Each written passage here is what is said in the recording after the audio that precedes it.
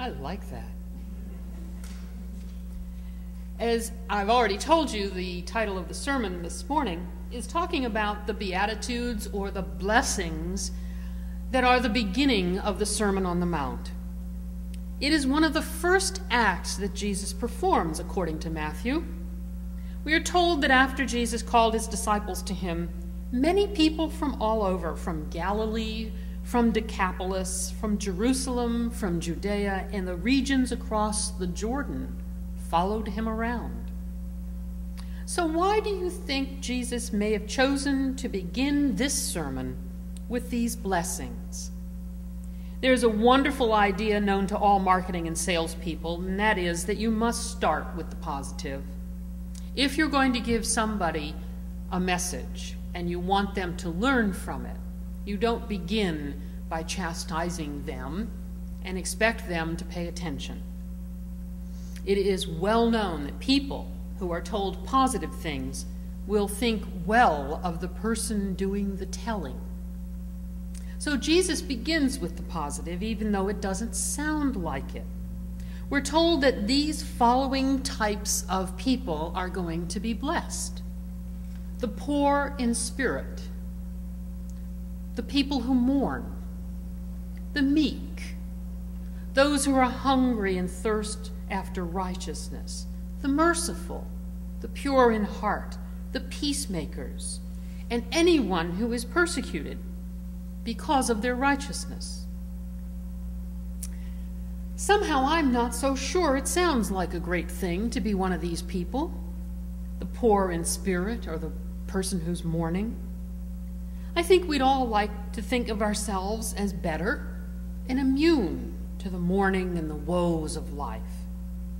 But the good news is the reward that Jesus says will greet all people who go through these stages of life. Which reward would you choose? There are several. Would you like to have the kingdom of heaven? Would you like to be comforted? Would you like to inherit the earth? Would you like to be filled? Would you like to have mercy shown? Would you like to see God?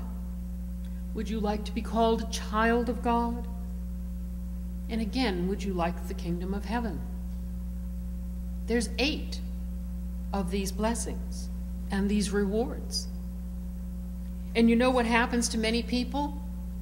They say, I want them all. I'm not satisfied with just one. You know, that old ad, you bet you can't eat just one? Well, many people want more than one blessing. It's a pretty exciting list when you get right down to it, but the only thing we have to remember is we have to be all of those things in order to get those blessings. In fact, this is another example of Jesus speaking on many different levels at one time. It is the natural level of meaning, the literal sense of the words themselves. The Jews knew a lot about being poor in spirit and mourning. They knew how to be meek in the face of the conquering peoples who overran their piece of real estate with startling regularity. They knew about being slaves in Egypt and wandering in the wilderness for years, grumbling about the lack of food. In fact, the Jews had long memories, and had been telling the same stories about their ancestors so that every Jew knew about the history of their people. As Jesus knew that the old wounds had not healed, and he spoke to them of rewards in heaven for their faithfulness here on earth.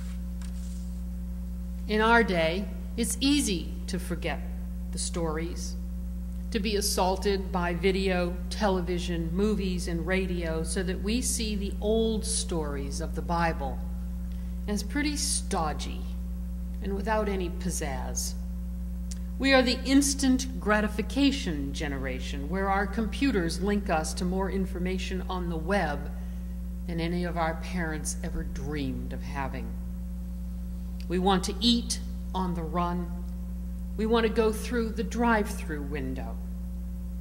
We want to talk on our cell phones and multitask while we think we're accomplishing important things and saving time.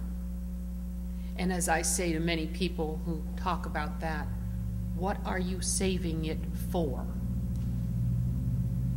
It can't be stockpiled. We have only enough time that we have.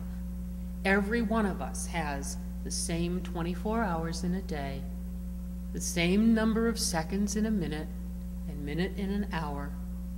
What are we saving it for?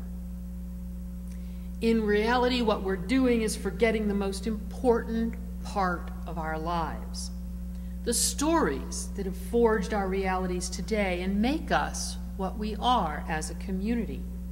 It's so easy to forget and believe that Swedenborg was some kind of an old fuddy-duddy who lived way back then and has no relevance for our time. Just like the Bible stories are nice to know, but how can they hope to have real meaning in our frantic lives today? We somehow find the time during the holy days to stop and think of the meaning of the birth of our Lord, how important that story is to us. But most of us get right back into that hectic pace. We breathe a sigh of relief that the hustle and the bustle is over, and we can get back to the busyness of our lives. And then we come to Lent and Easter. We seem to coast through January and spend a lot more time talking about the weather than the God of our understanding. The blessings that Jesus preached are as relevant today as ever. Few of us are persecuted for our religious beliefs in this country the way the Jews were in Jesus' day and the way the early Christians were. Few of us have to worry about where our next meal is coming from or how we will clothe our families. But all of us have been poor in spirit at one time or another. All of us have mourned. All of us have felt meek and ineffective at some time in our lives.